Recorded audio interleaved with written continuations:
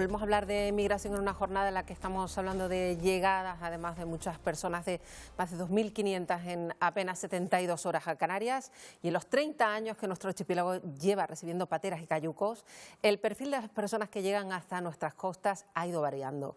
Según datos que aporta Cruz Roja Española, en el 23, el 6% de las personas que llegaron a las islas fueron mujeres, y precisamente queremos poner mirada de género al fenómeno migratorio. Lo vamos a hacer con Noemí Galván, la delegada de Igualdad de Radio Televisión Canaria. Noemí, buenos días. Buenos días, Marta. Al final tenemos que poner el foco también porque el relato migratorio de las mujeres es diferente al de los hombres.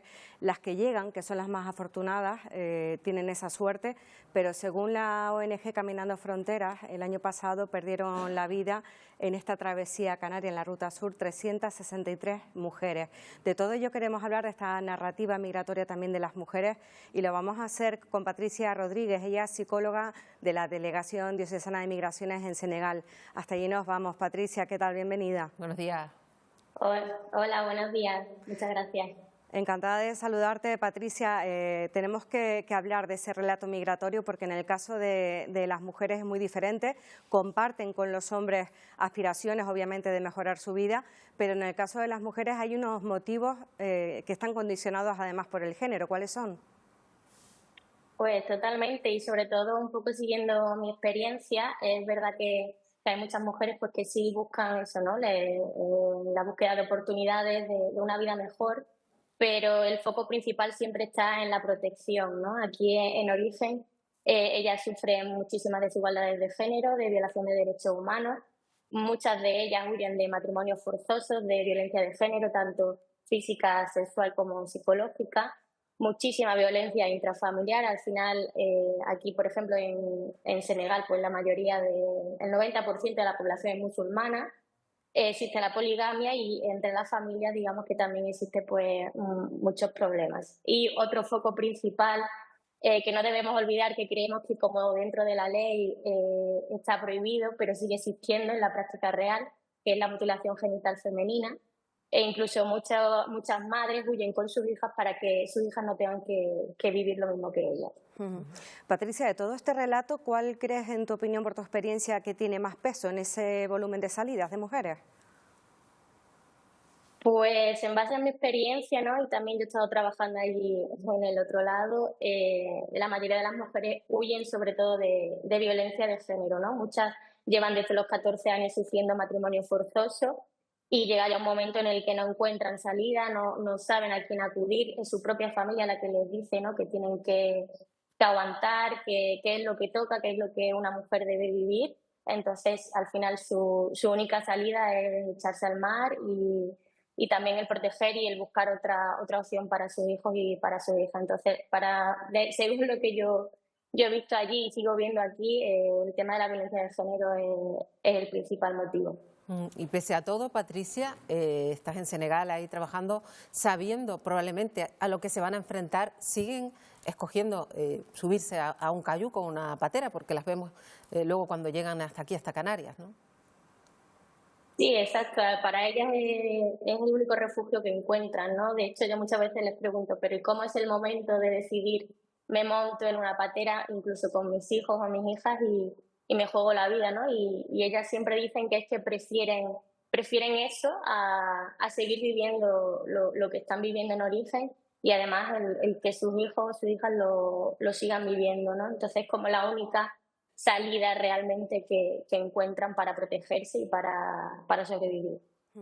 Patricia, algo que caracteriza el relato migratorio de las mujeres es la violencia sexual, es lo habitual en origen, durante la travesía y en destino, porque al final también sucede que muchas de estas mujeres acaban siendo engañadas, siendo violadas, utilizadas como mercancía, en este caso para mafias que trafican con personas con fines de explotación sexual. Sí, exacto. Al final, la mujer, la moneda de cambio es su propio cuerpo en la mayoría de ocasiones. Siempre hay una tercera persona detrás que muchas veces es la que dirige el viaje, la que le aconseja, la que le dice lo que tiene que hacer. Y esto pues le expone a una situación de total dependencia y de vulnerabilidad.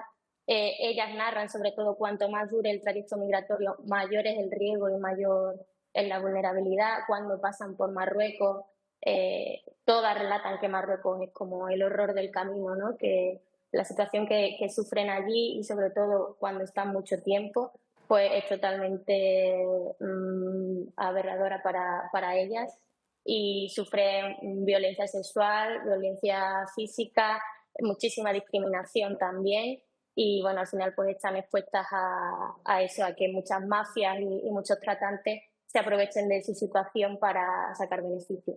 Patricia, y para las familias, ¿qué supone que una mujer se vaya y tome esta opción de emigrar? Porque son también núcleo familiar, invisibilizadas totalmente, pero son un sustento importante. Sí, totalmente. Yo digo que son el motor invisible, ¿no? Porque las mujeres son yo aquí las veo que están todo el rato trabajando, cuidando de los niños, cuidando de la casa y al final es como el hombre el que realmente se hace visible, el que se le considera como cabeza de familia y las mujeres pues permanecen más en silencio. Pero a diferencia de los hombres cuando migran, de los chicos, la familia siempre es como, le ve como el héroe, el salvador. Y yo sí he visto discursos, ¿no? De cuando ha sido una mujer la que a lo mejor ha fallecido en algún naufragio y ha dejado algún hijo aquí en origen. Existe más esa mirada de vergüenza, no es lo que se espera de una mujer. Entonces, a no ser que lleguen a Europa y consigan triunfar, entonces es ahí cuando la familia consigue verlas realmente como un apoyo y cambian la mirada. Pero de primera se suele vivir como un abandono. Patricia, ¿en qué consiste exactamente tu trabajo como psicóloga ahí en Origen? Llevamos años hablando, ¿no?, de la importancia de hablar desde el punto de vista del trabajo en Origen, sobre todo desde el punto de vista económico, pero la ayuda psicológica ahí, ¿en qué consiste exactamente? Pues bueno, llevamos diferentes objetivos, ¿no? Uno de ellos es la sensibilización de los riesgos del trayecto y del origen, de lo que se encuentran, pero más focalizado en el acompañamiento psicosocial. Nosotros acompañamos a las víctimas de la migración, tanto en el momento del impacto del naufragio como también en el seguimiento, ¿no?, del proceso del duelo en familia. En concreto, solemos hacer acompañamiento grupal con mujeres y también lo hacemos a nivel individual, tanto con los niños como con el resto de la familia. Y bueno, digamos que la peor parte, ¿no?, es cuando no existe el cuerpo, no se sabe realmente dónde está su familiar. Hay muchas madres incluso que saben que sus hijos desaparecieron hace X años, pero a día de hoy no saben dónde están. Y el duelo en este tipo de situaciones, pues digamos que es muy, muy complicado de cerrar. Claro, porque nos hemos acostumbrado, y es terrible decirlo, ¿no?, a la imagen de cantidad de personas que son enterradas aquí sin una identidad, con un número y una lápida.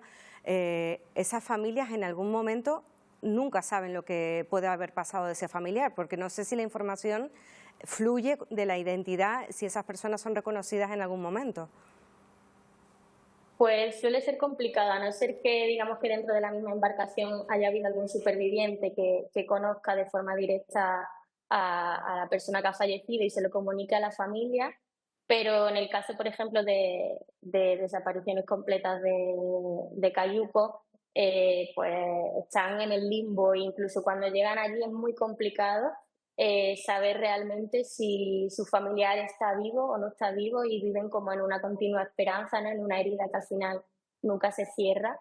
Y es devastador porque yo he hablado con varias madres, ¿no?, que se han encontrado un poco en este caso y se ven sus miradas bueno, que la tristeza y el dolor pues es permanente.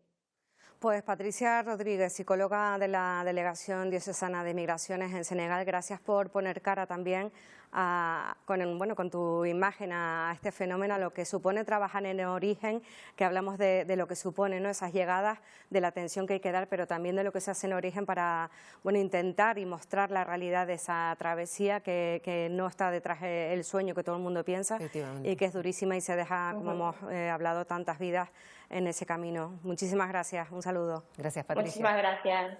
Bueno, Noemí, pues te esperamos como siempre en una próxima ocasión ahora para hablar con esta mirada de género puesta en el fenómeno migratorio que vivimos y vemos en Canarias, pero quien lo sufren son las personas que llegan hasta aquí. Desde luego que sí. Hasta la próxima semana. Hasta la próxima semana, Noemí.